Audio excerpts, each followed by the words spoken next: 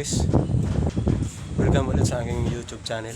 Sa video ito ay matutunghayan natin ang isang DIY na ginamit na panggapas para mas madali ang paggapas, hindi na yung mano-mano. Samahan niyo ako mga guys. Alam natin na yung mower ay ginagamit lamang sa panggapas ng mga pamputo ng mga halaman o yung grass cutter. Yung mga halaman, yung mga matataas na damo ay pinuputol sa pamamagitan ng mower.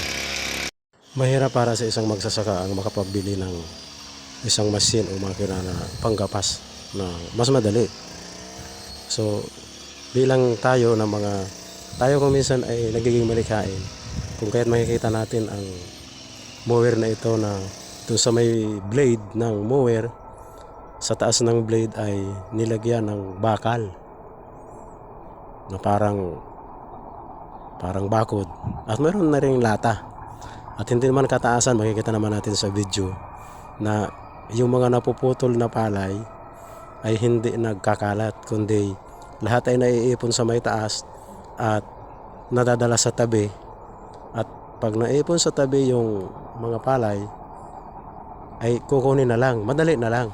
So maganda itong estilo sa mas madali na paggapas ng palay at nakaipon na kaagad, hindi nagkakalat. So, ibahagi natin ang video na ito doon sa mga kakilala natin para maabot ang iba pang mga magsasaka, lalo na yung mga nagtatanim ng palay, na makagawa din sila ng isang panggapas na DIY gamit ang mower na pwede naman palang gamitin na panggapas din ng palay para sa mas madaling panggapas. Thank you for watching mga guys.